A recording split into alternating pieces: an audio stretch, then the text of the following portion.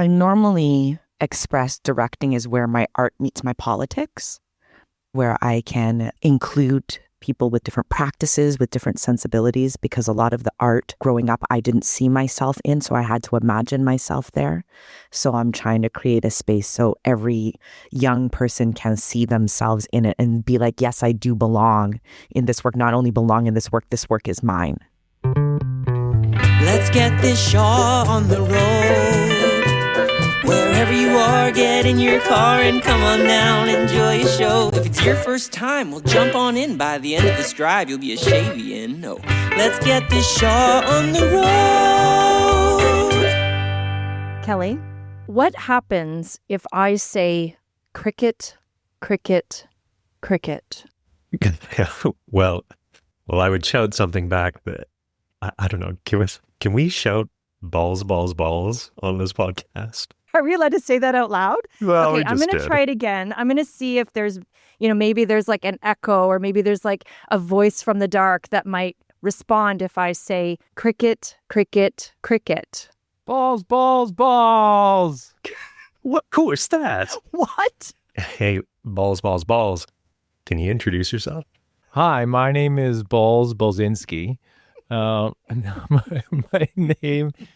name is Jeff Irving. And I walk around saying balls, balls, balls all the time. Wait a minute. I think we know your face and your voice and your name around these parts, but do fill in our lovely listeners. Who are you, Jeff Irving? Where are you from? I am from Regina, Saskatchewan, but I live in Niagara-on-the-Lake, and I'm an actor at the wonderful Shaw Festival. And this year you could see me in Anything Goes and The Lion, the Witch, and The Wardrobe. But interestingly enough, we are not actually here to talk about your amazing work in both of those shows. We're talking a little bit about the life and culture of our Shaw world outside of productions, which includes a really important pillar of Shaw lore, which is the cricket team. Can you tell us a little bit about the cricket team here at the Shaw Festival? The Shaw Festival, and this may be a surprise to many of you people in your car right now, has a cricket team. It seems random, it seems weird, but we have been playing cricket as a team for over 50 years. That's crazy. Yeah, in the 1970s, a couple fellas decided that they wanted to play cricket, and not just our festival, against the other festival, the Stratford Festival, also has a cricket team, and we've been playing each other against each other for over 50 years. It's amazing. It's a culture thing that they created years ago. It was Butch Blake and Max Helpman was on the Stratford side, and Tony Van Bridge and Barry McGregor on the Shaw side decided to get together and say, hey, let's do something together. There's a bunch of expat Brits in both festivals, and they decided to play cricket. They just got together, and it was just a cause of celebration, a need to party and be together and connect these two companies that are, what are we, 2.5 hour drive away? Yeah. But it's a beautiful connection between these two companies. And I think that maybe is even more important these days because we are the last two remaining long-running repertory theater companies in North America, which is kind of extraordinary to think about. Oftentimes seen as competitors, right? Mm-hmm. But that the cricket game opens that to being friendly. Yeah, right? There is a rivalry that happens, especially late in the game. Everybody gets a bit more tense and really wants to win. But ultimately, the day is about celebration and getting two large companies of actors that otherwise won't see each other for a whole year together to break bread, drink, dance our faces off to DJ Thunder. It's a great time. Is that DJ Kelly Wong, you mean? Some people call him DJ Kelly Wong. Some people call him DJ Thunder. Yeah. Hey, when you first started playing cricket, Jeff, had you ever picked up a cricket bat before? Was it something you'd played when you were a kid? No, cricket was as foreign to me as a foreign language. That's me using my metaphors really well, or similes. Yeah, I'd never played cricket before. It was just a chance when I first got here to be more part of the Shaw community, and there was other folks that were playing that I just wanted to hang out with more. And I grew up playing organized sports, and Organized sports and theater, I find, have a lot of similarities. And the one that lands on me most is just being part of a team and pushing together forward as a team.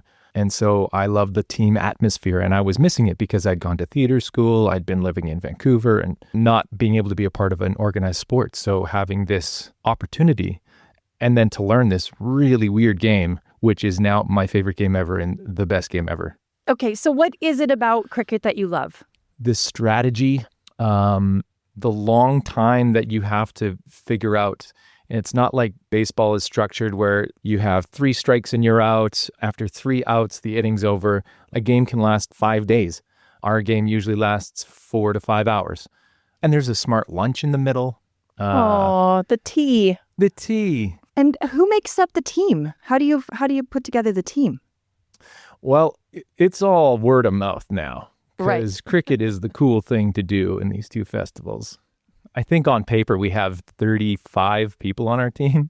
There's a few people that have never played sport ever, and they're working so hard at learning the sport, and they grow by leaps and bounds every day they come to practice because they just want to learn how to catch a ball, how to throw a ball. We have not just actors in the game, we have crew, we have people from development. Wow.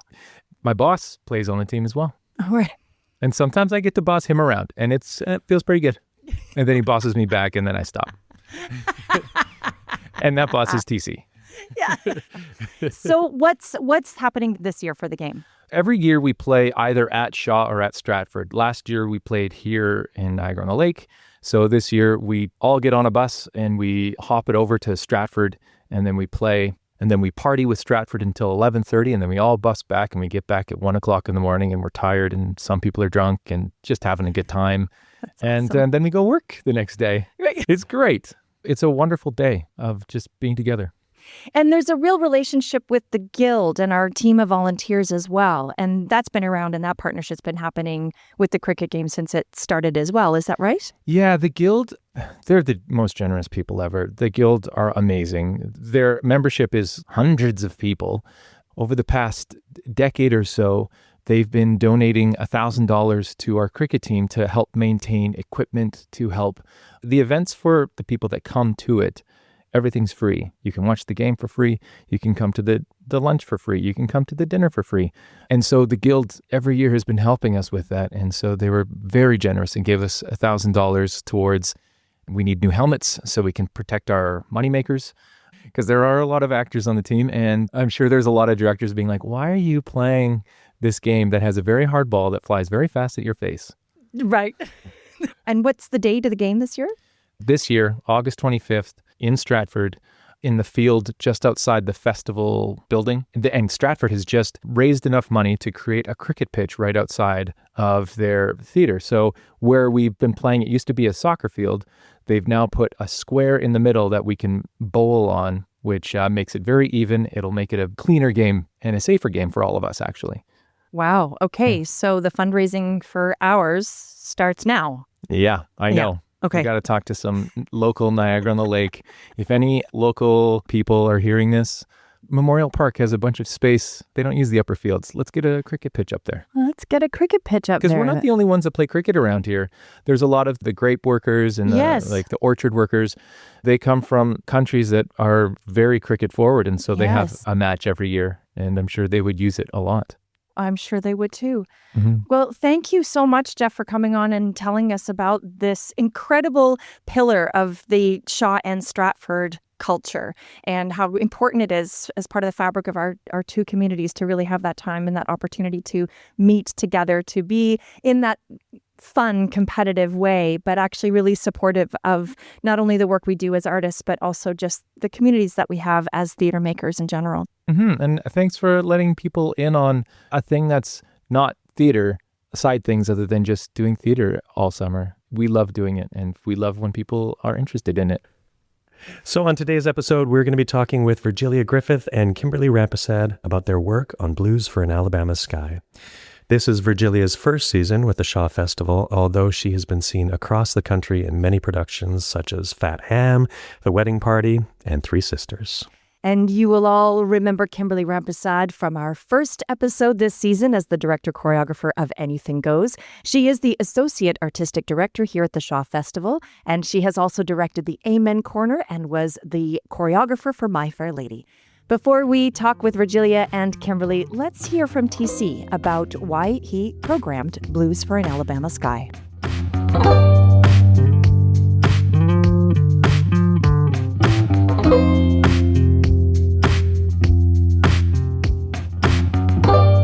One of the big things about a festival like this is that we do plays set in the past. And one of the beauties of plays set in the past is in the evocation of interesting periods. And I think one of the most interesting periods is the Harlem Renaissance, and that world of great poverty side by side with great artistic ferment. I think that's an absolutely fascinating period. So it really made a lot of sense for me to see if we could create that period on stage. Bringing Kimberley Rampersad into this, what was that decision? Kimberley had already done the Amen Corner, the James Baldwin play, a couple of seasons ago in a beautiful production. So really, she, as my associate artistic director, is involved in all of these choices to do these plays. So this was one of the ones where I said, I think this is quite good. What do you think? And she came back and said, yeah, and I'll do it. And I said, okay. What do you think that audiences will experience if they have no idea what this is about? What do you think they might take away from their time, the show? I don't know what you take away necessarily, but I do think it's a good question. What do you need to know about a period? Because for me, a play is no good if you need to know the history before you watch it.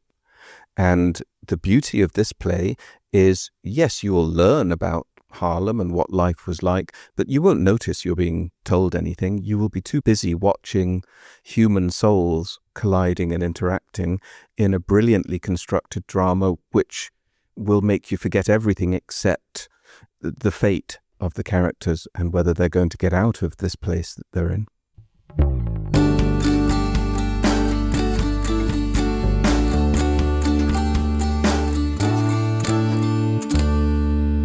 I started off my artistic journey through dance, and then I stopped doing dance, and I went to a performing arts high school, Cardinal Carter Academy for the Arts. At the end of my last year, when I played Elizabeth Proctor in The Crucible, I had a bit of a moment where I was like, oh, do I want to do this? Maybe I can do this. But I think the solidifying moment for me personally is seeing Karen Robinson in Adventures of a Black Girl in Search of God by Janet Sears. I think that was the moment where I was like, I'm going to do this.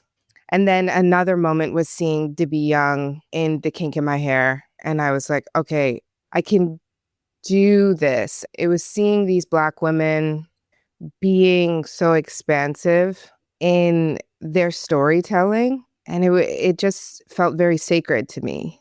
At what point did you find these productions? Was this during your high school time? Was this after? You know what? I honestly can't remember. It was, yes, I think in high school, they took us to see the Mervish production of The Kink in My Hair. So I remember that. And then my aunt, before that, took me to see Adventures of a Black Girl, Search of God, down by the harbor front. Kimberley, I'm just going to touch on a little bit because we had the great pleasure of having you on our very first podcast, Back with Anything Goes. But I'm just curious about this shift from your performing to this world of directing and this contrast between musicals and plays such as blues. And I'm just wondering, how did that start to come into your world? I normally express directing as where my art meets my politics in a way that is playable. I find where I can include people and include ideas and include people with different practices, with different sensibilities. And I really find that thrilling because a lot of the art growing up, I didn't see myself in, so I had to imagine myself there. So I'm trying to create a space, especially work that we call classical, whatever that means to you, that we all find ourselves drawn to because of the classic nature, the universal nature, the thing that appeals to all of us. I'm really interested in having everybody there so every young person can see themselves in it and be like, yes, I do belong in this work. Not only belong in this work is mine because of the universal themes in it, which belong to everybody. So I think that's where my directing came. My directing came too before I started playing leads in plays and musicals, where I wondered if I had maybe hit a ceiling. I think I was just a late bloomer. And I thought I didn't want to become bitter if this was kind of where my ceiling was as a performer. So I said, I don't want to be bitter. But also too, the directing reared its head as well because I had lots of opinions in the rehearsal hall. Being in the ensemble a lot, you get to observe a lot. And that really grew my curiosity in directing and people in relationships.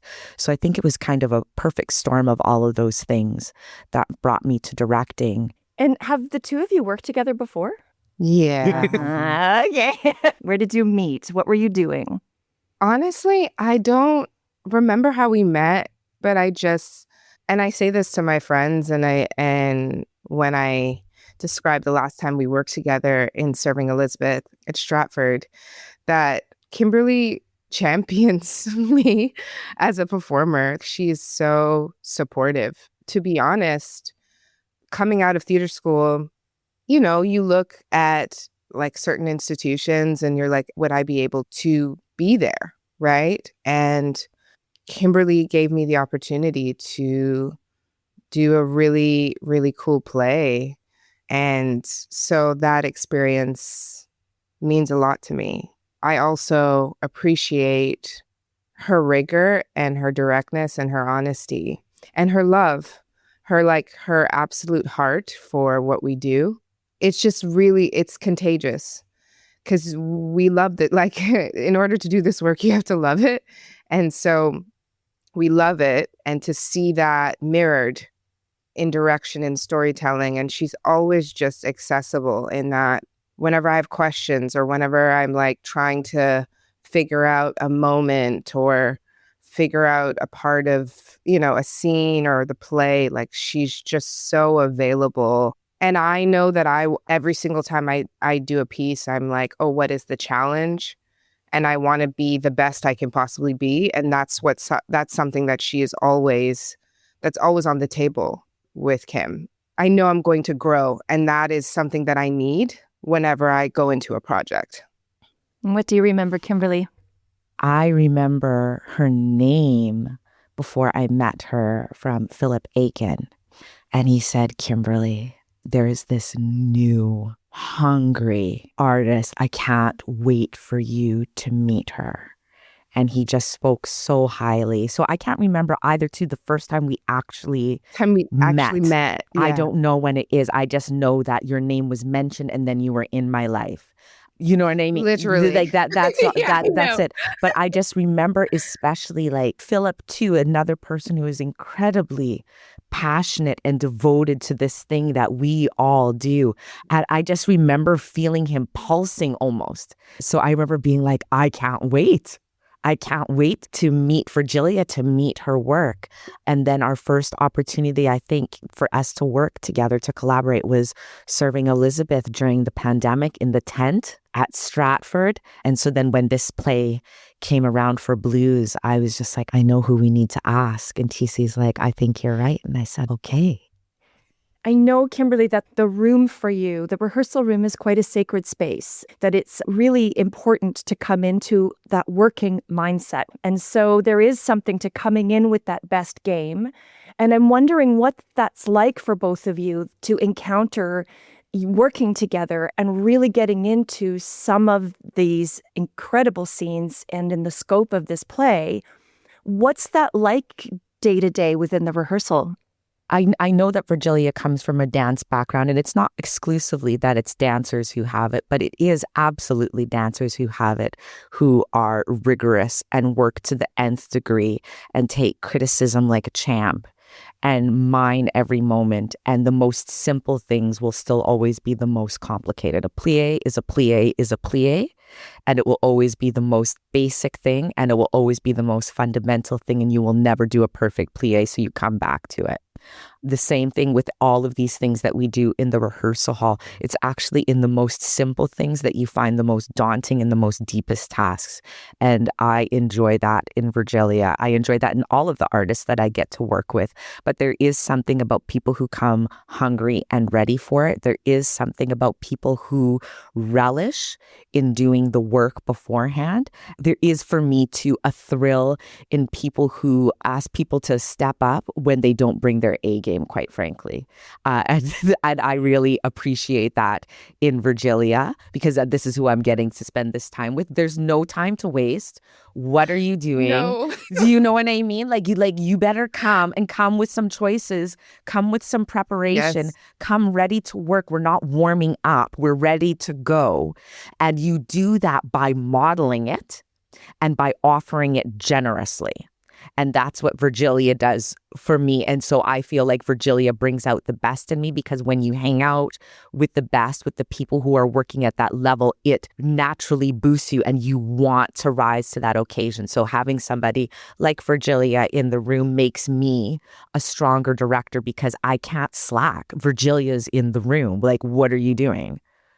Thank you, Kim. I feel the same way. And I feel that your trust for me, I just appreciate it. It just helps me drop into my actor animal and my instincts. And I just want to go. I just want to do it. I just want to try this, try that. Okay, that didn't work. And Kimberley has just created the space for that.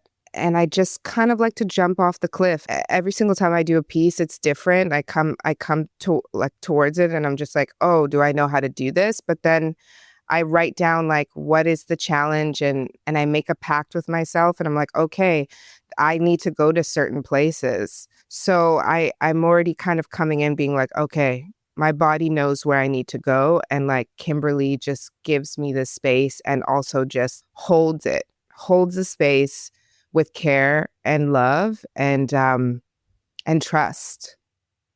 And it's deeply, like you've both said, this is profoundly vulnerable work, because our bodies and our imaginations are our instrument. And so when you're looking at preparing for something like this, Virgilia, what was a bit of your process in coming before you got into rehearsal even, and maybe a little bit as you've been in rehearsals? What has been your journey with this character?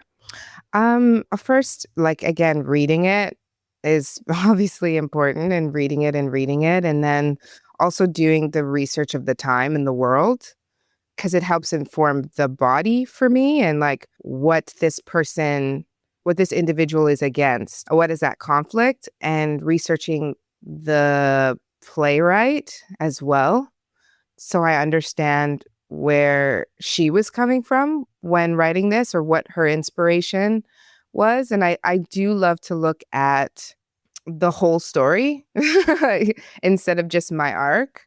Kimberley introduced an exercise where we would do a scene and we would say the word that activates your thought to speak. And I love that, because I love studying a piece of text. I love looking at other people's words and not just my own. So that's what I do usually. What? It's just so beautiful to hear. Yeah. And not just You my mean own. it's not just your line, my line, Exactly. my line, your line. Yes. So it's helpful for me to understand. And I do a lot of script work. I just go ahead and break it down myself. I also do my own biographies, which I totally took from Viola Davis, because Viola Davis talks about doing character biographies. And I love that, because the play is a moment in a period in time. And so I love to fill who is this person from birth until after the play. I love that imaginative work. And Kimberley, what draws you to a piece like Blues? I always love a modern play. So this is a modern play, 1996, I think, written by Pearl Cleage, that has beautiful lyrical text and has substantial monologues. It's what I love. It's the language. And this play has beautiful language. Every character has at least 3 monologues. It's beautiful. I love the text. And then because we're at the Shaw, the big ideas of class, of race, of sexism, of all of these different ideas that are, again, classical, universal, and contemporary, those are all laid into it. So those are some of the things that I really love about the play. I met the play, I think maybe about 20 years ago when I was in Winnipeg. Stephen Schipper, the then artistic director of Royal Manitoba Theatre Centre, he did a reading of it. And I remember meeting that play then for the first time. And then David Allen Anderson, who is a past ensemble member here, he brought it for TC and myself to read. So that's how it kind of fell back into our laps again here. So thank you, David Allen Anderson.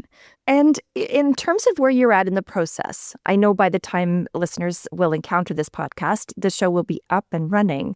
But right now, where are you at in the process of the whole rehearsal journey?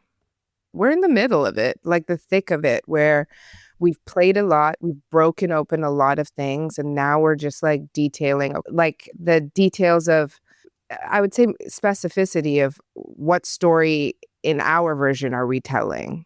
We're just getting deeper and deeper. And I think every single time we finish a rehearsal nowadays, I'm always just like, oh, there's so much more to this play than I ever imagined. We just keep going deep and deep and deep. It's messy and it's fun and it's challenging and uncomfortable in the best way, in the moving towards the discomfort, in order to find new things. So, yeah. And Kimberley, when I look at the daily schedule, I see now that it says Blues LX and that there's a whole transition that's starting to happen. I'm wondering if you can just tell us a little bit about what shifts for you in this moment of the rehearsal this process. Is when I lean into my Gemini self and I multiply. There's now 2 of me, because I can't extricate myself from the work of the play, like with those 5 artists and those 2 stage managers who are also artists and everybody in that rehearsal hall. I have to stay fully there, if not even like come down deeper, because we're in the muck of it. We're in the thrill of it. We're the hardest part so far. It'll just keep getting harder if we do this right. And we will just enjoy it is what's going to happen. But there's this whole other part where, you know what I mean? The set was put in yesterday. We go into design day 2 days from now. They're doing, you know what I mean? They're doing the focus for the lights. We're finessing all of our sound cues. You know, soon we're going to I'm going to start seeing more photos and different things for the costumes. Like we're into final builds. We're finessing all of our stuff in the rehearsal hall. How to make the coffee, how many champagne bottles, when do we refoil things? Like it's nutty. So everything is coming to a head over multiple spaces, but that's the best part. It's absolute chaos. Yay! The best it is. What is this thing that we do? Like you are consumed by it. And I think I'm happy to be consumed by our art. I schedule my day around showing up for the art. I do my grocery list so I can think, so I can do the art. I know I have to at least get a couple hours of sleep so I can come back and do the art. Like it's all for the art. There's no other place I would rather be than, especially like the way that these actors, the way that Virgilia, Mary, Alan, Stuart, and JJ are working is nutty. It's so dirty. It's so delicious and everybody's thrilling. And just like Virgilia said, we're like, we didn't even know this play was this until we were here now. And everybody is clever. Those are 5 very clever, very intelligent actors who read that play and thought, okay, this is the play. And we're doing the play and we're like, oh, the play is just so much more. Yeah. And on a personal note, I'm noticing how the play starts to move in the body. The play starts to take over. and the words start to take over. And you're just like, oh, I just need to allow it to move through me. And yeah, it's really something special to experience that. And Kimberley, just coming back to the design a little bit, who do you have on your design team, and what's that process building this world? What's that been like? It's so good and eclectic. So Ting Arcart is building our set and costumes. Chris Malkowski is doing our lights. Mickey Rodriguez is doing our sound and composition. And then we have Dora and Kelly, who are our stage managers. We have Jeffrey, who is on voice. Then we have Carrie Ann, who is our Neil Monroe assistant director. And then we had Victoria Marshall, who was our Brock intern, who was with us. Oh, and then we have David Chinchilla, who is our fight director. It's a really dynamic team. It's really great. Fantastic. So I guess the question that I have, because it was on an episode with Peter Hinton and Gillian Gallo, and Gillian had to take off for an emergency fitting. And it got me thinking about this process of this layering, this next layer. So we have the rehearsal process. We're in the rehearsal hall. And as you said, you're in the muck. You are in this deep, deep world of the play. And then these elements start to get added on, this light and the sound world, the shift into the studio space, and these costumes. And I'm wondering, Virgilia and then Kimberley, please jump in. What's that process of getting those costumes on? What does that do for you? What is that journey like? I love it. I love living in the shoes. Like right now, I have my show shoes. And when I go to fittings, I'm blown away of like, oh, this was imagined and I saw images, but then it's like a whole other thing in the best way. I find it quite inspiring because it does feel like it fits with Angel.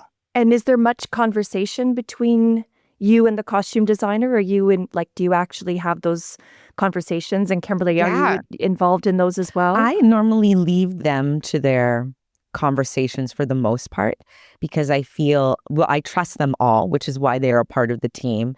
There's an intimacy that I can imagine, but that Virgilia will know about her character and what they need. And there is a level of expertise and detail that Ting has that I do not have. So there has to be like a level of trust. And I know it's very lovely because I see their little heads canoodling all the time as they're talking about different things about wigs or costumes or pieces like this. And they're very kind because they check in and they're like, hey, do you want to? And I was like, as long as you're good, you don't need me.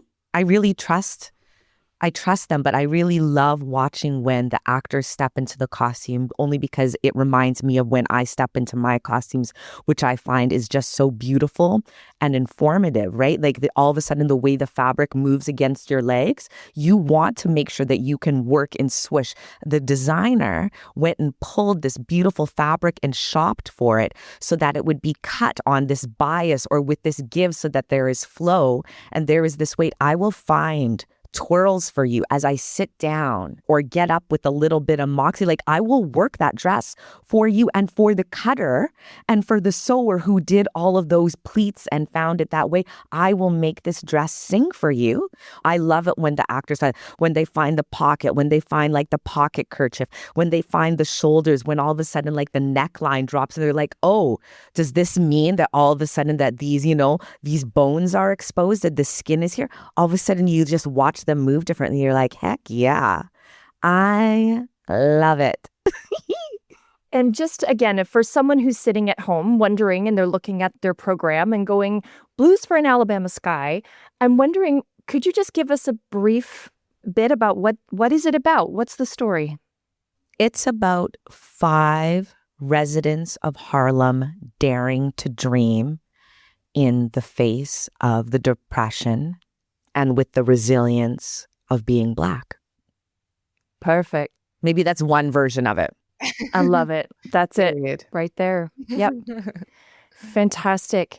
I just want to ask one last question for both of you. And it is, if again, I've decided I'm coming down to see Blues for an Alabama Sky and I'm on my way and I'm getting into the theater, Is there something that might be a little Easter egg or a little moment to watch for, or something that would just be like the inside scoop that if I'm sitting there in the audience, I get to go, oh, I know about that, or oh, yeah, that was something I was to keep an eye out for? I would say the bits of history laid in. Like Pearl is very intentional with the names and the places of that time because she loved the Renaissance. When I would go through the script earlier on, I'd be like, is this a real thing? And then I would go and research it and find this whole like world that I didn't even know. Even like Isabel Washington, for example, I'm just like, oh, I'm learning so much about Black history during the Renaissance at that time. So yeah, everything is intentional and the names and the places have meaning, deep meaning. Kimberly? I hope our audiences note the diversity of ideas, points of view, politics, and sensibility within a community that happens to be called Black. Brilliant. I think that's something that is has been in the past grossly underestimated. And the power of that, the dynamics of humanity that exist in all of us. We encompass everything, just like every other community, however you define a community in a moment. And I think that it's really beautiful. I'm so inspired to see this show. I have a full confession to make. I work every year to try to see if there's one show in the season, because I work so intimately with so many of the plays. I always try to see if there's one play that I can just come in with fresh eyes. I don't want to have read it. I don't want to have heard too much about it. I was like, even with this, I was like, I'm parking it. I'm putting it all in the back because I am so excited and looking forward to coming in to see this play with fresh eyes and ears and just be in a space to take it in without having sort of a deeper, more intimate knowledge of the piece. And I think that opportunity to come in to a new space, to the studio space especially, which is so intimate and it lends itself to that depth of storytelling. I'm so excited to come and see both of your work in this really stunning piece. So thank you so much for joining us today and talking about your journey with this. Thank you. See you in a couple hours, Virgilia. I know. See you real soon. Blues for an Alabama Sky is playing until October 4th. Tickets available at shawfest.com. Thank you to Virgilia Griffith, Kimberley Rampersad, and Jeff Irving for joining us. And thank you, as always, for listening. If you have questions, thoughts, or just want to say hello, drop us a line at podcast@shawfest.com. Let's Get This Shaw on the Road is hosted by Alexis Milligan and produced by me, Kelly Wong. Original music by Travis Cito.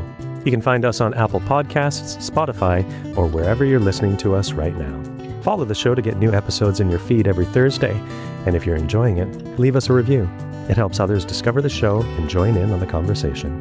Next week, we are joined by Rebecca Northern and Christopher Bowman, and we're going to hear from them about how you put together a show that is completely improvised with Murder on the Lake. Let's get this show on the road.